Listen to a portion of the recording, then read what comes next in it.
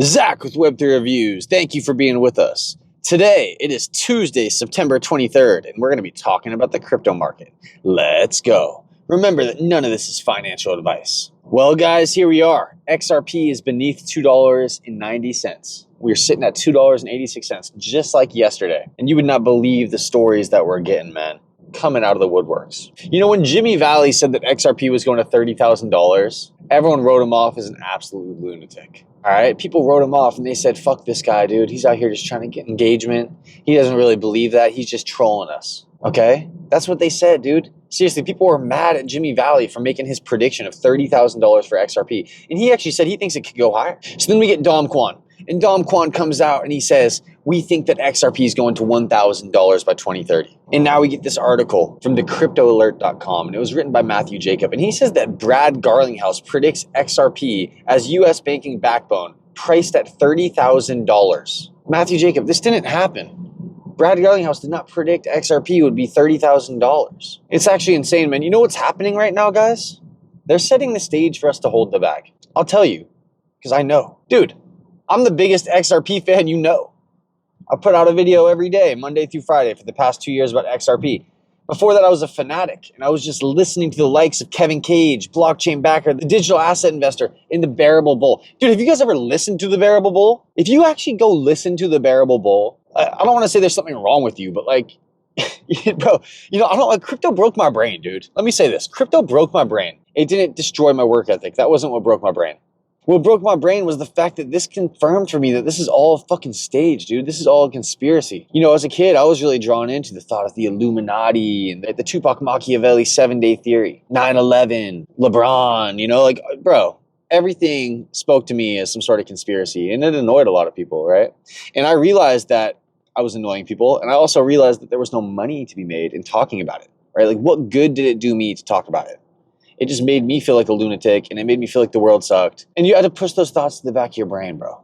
Okay? Because what good does it do you, bro? You got to focus on fucking real life, man. But then I'm in XRP, right? And XRP feels like it's against the grain, dude. It's the black sheep of crypto. Everyone's screaming at you that XRP sucks because they're working with the regulators. Meanwhile, you have Brad Garlinghouse saying, before it's down with the banks, it'll be out with the tanks. And so we're working with the banks to make sure that we're those guys. And that made sense to me, man. Why is everyone hating on it, calling it the anti-crypto, when in reality it was providing a use case that to me was real? We're not talking about trading NFTs on a website and paying stupid ETH fees for those NFTs. All right, we're not talking about circumventing banks. We're talking about enhancing the technology that the banks are working on. And so we get sued by the SEC because just like Amazon, IBM, Microsoft, everybody worth a shit gets sued. I was talking to a lawyer friend. He said it's the old "who's there to sue" adage. You know, with Ethereum, you don't have a USA-run company, okay? You have Vitalik Buterin, who's not a citizen of the USA. And with Bitcoin, you don't have a company at all. You have the mystery man Satoshi Nakamoto. So you go down the list. Oh, what's the third biggest cryptocurrency? It's XRP. There was no mining. There was no ICO. XRP was quote-unquote pre-mined. I mean, pretty much they just typed into the Excel spreadsheet, we have 100 billion XRP, bam. And they created a mechanism around it on how to send it. You know, Ripple Labs, they did their thing, man. All right, they built this beautiful piece of technology, and it's arguable whether there's a better technology out there right now. I'm sure somebody would say, no, dude, Sui's better. Like, all right, man. You know, I had people telling me XRP's outdated just the other day. XRP's an outdated piece of technology. I'm like, okay, all right. I guess I don't know enough. But I'm too deep in this to leave. I'm not giving up my seat on the rich list. If I'm going to start buying any other assets, I'm going to use my stupid job to do it. And it's not going to be big amounts because that's how I came up in this game. It was small buy orders, man. I dollar cost averaged my way into the XRP rich list. And I did the same for Flare. And I believe in these fucking places, man. I do. Over 8 years, it's insane how my bag grew, man. 8 years ago, my bag was worth $2,500, bro. Dude, I looked up 2 summers later, man. It was worth $20K. And we don't got to talk about what it's worth today. It's not enough, bro. That's the problem. I saw a post that said, the guy who logged off after 6 figures is happier than the guy who made 7 but stuck around trying to stretch it to 8. And that's kind of the life that I'm living because I'm here, bro, in this expensive ass society. You know, you hear about LA, you hear about New York City, the USA in general, bro. It's like everything costs this much money. You want a house? All right, fork it over, you know? The greed runs right there with this line of needing more. How much is enough for you? Do you have a plan? I have a plan, but let me tell you this. Is the plan enough? The plan involves me sticking around another 4 years and holding it back. And I know this. And my greed, there's that little greed, bro. It's telling you that you need more. It's telling you that you got to hold on for XRP 30,000. And bro, if you look at the XRP rich list, you know that it only takes 2,500 XRP to be in the top 10% of worldwide wallets. When XRP hits $1,000, you'll have $2.5 million if you're on the XRP rich list. At the very base of that rich list, at the very lowest tier, you're in the top 10% club, you'll have $2.5 million. And we know that there are going to be avenues to stake that money. Right now, you can get 10% back from Mixer, from Axelar, MXRP, I'm just being goofy, Mixer, you know, and it's just like Celsius, it's just like Nexo, it's just like BlockFi. Man, these places, man, they want your tokens. They want them bad. You're going to give them to them? This is a centralized place that wants your tokens, and they're offering you 10% returns for your XRP. I've seen this one before, friends. I've seen it before. I lost money to Zach Williams, the fucking prince of BlockFi, because he told us to all deposit our fucking Bitcoin and ETH on BlockFi. Yeah, I remember that fucking piece of shit, dude. I remember this whole story, dude. I almost used Celsius, but they had a UI error that would not allow me to upload my fucking KYC to their website. And so I said, this isn't right, dude. And I didn't use it, bro. And I used Nexo, and Nexo was gold, but then they took Nexo away from the USA customers. And so when's Nexo coming back? I don't know. But even Nexo brings in the risk, because I heard horror stories of people who went to withdraw and Nexo asked them for proof of the purchases. Why did 8 years a dollar cost average? I'm not pulling receipts, bro. You know what I mean? That's how I feel about this shit, bro. And to be honest, it's just next level madness, dude. Imagine getting to that point where you got a fat bag, but you go to reach for 10% interest and you get fucked. But let's just say you had 2.5 million. Okay, and you were getting 10% interest on your XRP back. That's $250,000 a year, bro. So to be on the XRP rich list is to have a sustainable income forever if XRP is to reach 4 digits, right? Low end. That's not even 30K, bro. But if it did hit 30,000, right? You would have $75 million just for being at the base. Now, I'm not saying, bro, that this is impossible. I'm just saying it's not going to happen. All right? That's what I'm telling you. Can you see what I'm saying? Can you read between the lines? Because I'm throwing a middle finger at everyone saying this. I'm not saying it's impossible. I'm just saying it's not going to happen. And I know I'm the biggest XRP fan you know. I'm saying it. And so, bro, take that as you will. Am I being the pessimist right before Christmas? Am I asked for a PS5 for Christmas and I don't think I'm going to get one, and so now I'm pissy the night before? Like a fucking teenager or something? Like, I asked for the Audi R8 and I only got the Audi fucking A4, and so now I'm a pissy piece of shit? I don't know, dude. I don't even know where these metaphors are coming for, but I'm just fucking, dude, I'm worried about us, bro. I'm worried that people aren't going to follow through with their plans, dude, because they're fucking caught up in this 30,000. They're caught up in this 1,000. I'm going to remind you of the summer of pain, bro. The summer of 2019, the summer of pain. I sat in an Amazon bus all summer, bro. Dude, the only rule at Amazon was you couldn't work 7 days in a row. It was the only rule. You could piss in the van, just didn't let nobody know, all right? If your hand slipped on the Gatorade bottle, you were done, boy. But other than that, there were no rules, okay? Don't piss in no one's yard either. There was a lot of bathroom rules about where you could and couldn't piss. And then there was you couldn't work 7 days in a row. These were the only rules because they didn't want you to die of exhaustion. But 4 days, you would get 12-hour shifts, right? Or maybe it was 10-hour shifts. So 4 days would be 40 hours. The 5th and 6th day would be all overtime. You only got $1,200 for working those 4 days. They would give you like $250 a shift or some nonsense, right? But dude, if you worked the 5th and the 6th day, you could make it worth your while. I did that shit, bro. I remember my coworkers. There was one dude who handed checks out to you and he would see your amount. And he saw I was getting like 2,200, you know? Because it was time and a half. And on Sunday, it might even be times 2, especially if you were on overtime, you know? Bro, he saw I was getting like 2K, 2,200. And he was like, bro, what do I got to do to be you? And I was like, bro, you got to come fucking 6 days a week, dude. He was like, oh, shit, bro. Oh, shit. And dude, I was such a sicko, bro. First of all, I was in that van listening to motherfucking the blockchain backer and digital asset investor and fucking Kevin Cage and the Bearable Bull. And I just keep saying it because it's insane, dude. All right? I know you guys are here listening to me, but how many other YouTubers are you listening to daily about the same subject? Because what I was getting from these guys, bro, was that they were saying the same shit. Jungle Inc. was saying the same shit, bro. They were all saying the fucking same thing, bro. It was reverb. Like, that's why I stopped, dude. I had heard enough, dude. And I never wanted to put my foot in the door. There were enough voices, bro. And the whole reason I started this YouTube was because I was in an asset that wasn't being talked about at all. And Gala music is a tiny microcap. And I'm not going to go that route of talking about it now, but that's the reason I started this channel. And it ended up pivoting to me talking about something that people cared about, something that I cared about, being XRP. Because that's where my biggest bag is. felt so unconfident in my shit over the weekend, dude. I was at such a low point in this fucking journey that I hit up fucking people that I don't even know, but that I respect out here, fucking DeFi Divi and Leader Alpha. And I asked them what they would do if they were me, bro. So what would you do, bro? And I didn't tell them how much I was sitting on or nothing, but I told them my allocation, bro. Like, bro, I'm sitting at 83%, 17%, dude. I'm in 2 assets, Flare and XRP. Like, okay, I own a few bucks at HBar, a few bucks at Algorand, a few bucks to Songbird. I'm in fucking Flare and I'm in XRP. Skin in the game that would hurt to lose, dude. And so I'm bringing you back to the summer of 2019 because I'm in this van, bro. And I knew we were going to be here, bro. I knew we were going to be. I had this fucking insight, dude. My brain told me, or maybe it was just pure hopium, man. Pure, my life's fucked, dude. Maybe that's what it was on.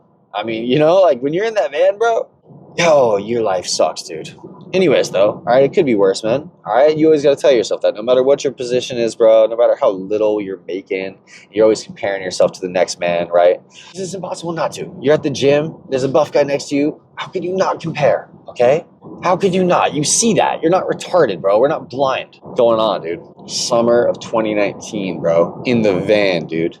Listening to these fuckers for fucking 10 hours a day just to maintain hopium, to live and to invest in. It's like that's all I had. Was the idea. And XRP is 17 cents and 22 cents all summer. 17 cents and 22 cents. That was the fucking range, dude. And there was a 1-day wick down to 11 cents. The wick down to 11 cents, bro. And dude, I'll tell you, I didn't buy that wick. I didn't have money. Like, I had bills. I was trying to pay off credit cards so I could get back to college. Like, I was fucked, dude. I was fucked. Okay? I'll tell you that. But I believed in this shit. And I kept going. And it hurt. It hurt a lot, dude. It hurt to be a fucking loser. It hurts now, bro. You know, I had a buddy, dude. This guy's a plumber. And I told him I was thinking about being a plumber, bro. He looked at me, bro. He said, don't be a loser like me, bro. This guy makes good money, dog. He makes like fucking 90 bucks an hour. He's going to retire with full pension. He fucking said, don't be a loser like me, bro. It's an insane life, bro. And perception is everything, dude. And I know I'm roundabout storying you here. I've lost so much in this game, dude. I feel like Michael Jordan, how I lose, bro. Michael Jordan said he took so many shots, bro. And, you know, I had friends playing shit on the wall. I never did that. But I started playing Node on the wall, bro. 99 bottles of Node on the wall. And I got involved in all these fucking Node projects that all turned to fucking shit, dude. It's like that meme story, right? The lady's like, oh, you smoke cigarettes? You know, if you were to count up every pack of cigarettes you bought forever, like, you should have a Lamborghini by now. And the guy's like, well, where the fuck's your Lamborghini? You know, you don't want to be that person. But, like, yeah, you look at all the money you missed, right? Oh, fuck, dude, I gave this guy money on the Node project. And you can look back at the videos I've made, man. And I say they're not financial advice to everyone, because they're not, bro. This is DGen hour. I'm out here playing DGen hour with my fucking net worth, dude. Because it started at nothing. I started with nothing, bro. I was a dishwasher. Who couldn't fucking put it together, dude. And I took out a credit card because I couldn't do it all. And I started buying crypto and lived in debt for 7 years. I swear to God. I made minimum payments. And I bought crypto. And I made minimum payments. And I bought crypto. You know? And if I would have went on financial audit, bro, and talked to Caleb Hammer, he would have told me I was retarded. I didn't buy at 11 cents because I didn't have the money on this 1-day wick. Like, literally, it might not have even been 24 hours. And then we're right back to 17 to 22. Does that sound familiar? Does this sound familiar to what we've been going through for the past 6 years? Because it's all been familiar, man. All right? And you're listening to the fucking conversations of a maniac, because this shit's driven me insane. But I was insane before this because I knew the truth of the world, bro. That it was all a stage, bro, and that they were leading the sheep to the fucking, you know, wherever, bro. I don't know where they're leading us. I don't know it all. I don't want to know it all. I don't think we were all supposed to know it all, you know, but someone knows a little bit. Someone else knows a little bit. We all know a little bit. Maybe if we come together, bro, we can put together the fucking Rubik's Cube. It's not going to happen, bro, is what I'm telling you. All right? We're going to $11. That's times 100 from 2019. These stories, bro, these 30,000 stories, these are Bitcoin to $1 million stories. And is Bitcoin going to $1 million? Maybe, but not now. Not now. XRP's not going to 30,000 now. It's not. And I'm sorry to be the one to tell you, bro. I'm sorry to be the bearer of bad news. Okay? We have a times 4.5 left in us. All right? If we're lucky, it'll be a times 12. Get up to $30. Okay? That's where we're at here. I'm the guy who gets to be real and tell you. Now let's talk about where the opportunity is. We're talking about Flare, bro. Let's look at this post from Quantic. OX Quantic. He says, ignorance is expensive. FXRP is about to unlock massive value, and most people still have no idea of the implications. Here's what you need to know. FXRP is the F-Assets version of XRP on Flare, a trustless, decentralized way to bring XRP into smart contracts and DeFi. Until now, XRP has been locked out of DeFi. Bitcoin too. Billions in value sitting idle. But with FXRP, XRP holders can mint stablecoins without selling, tap into Flare DeFi apps for liquidity and yield, expand XRP's utility into full DeFi ecosystems everywhere. This last point has been widely ignored, causing confusion among people and exposing an opportunity for those who pay attention. FXRP will undoubtedly find the most attractive alternatives on Flare, but the solution provided is composable and people can do whatever they want, including creating other cross-chain solutions and moving liquidity across multiple ecosystems with Stargate. Another important aspect that is not yet well understood is that F-Assets allows other protocols to build different types of vault solutions. In practice, this means that individuals can get exposures to different levels of risks and yield. While a primary on-chain source may be ESS, there is nothing to prevent another on-chain and off-chain sources from being complementary alternatives. All this provides the most comprehensive and attractive solution for accessing DeFi if you own XRP. Because of this, there's high demand from both institutions and retail, not to mention all the DeFi collaborations that are coming thanks to the flexibility F-Assets offers. Stop now and think about this for a moment. Finally, F-Assets is a trust minimized system. You can lock XRP on XRP out only after you reserve collateral, and the FTC, the Flare Data Connector, finalizes the attestation. The protocol mints FXRP one for one to your EVM address. The system has multiple actors. Agents post over-collateralized funds to guarantee redemptions, while a core vault enhances capital efficiency and ensures that underlying assets are available for redemption. Liquidations keep the system healthy by burning under-collateralized F-Assets, seizing the agent's collateral and earning rewards. The entire system is designed to scale with a security-first approach. This solution took years to fully implement and audit, but now is on the cusp of being deployed and will set a standard for how non-custodial permissionless DeFi can be brought to non-smart contract platforms. All right, there it is. I think that's the lesson. I think we're on the same page. I'm done talking technical. I think Flare is the beautiful opportunity here. I think XRP is too. I think that having a safety net of being on the XRP rich list is beautiful. And so do it. Do it, dude. Fucking just do it, bro. What are you waiting for? You got one life, bro. You better live it, dude. You better fucking secure your bag, dude. Secure it, lock it away, shut the fuck up about it, and go live, dude. Don't fucking blow it at the digital casino. Fuck those motherfucking sports, bro. This shit's all rigged, bro. Fuck them, bro. Fuck them. That's it. I'll be back tomorrow.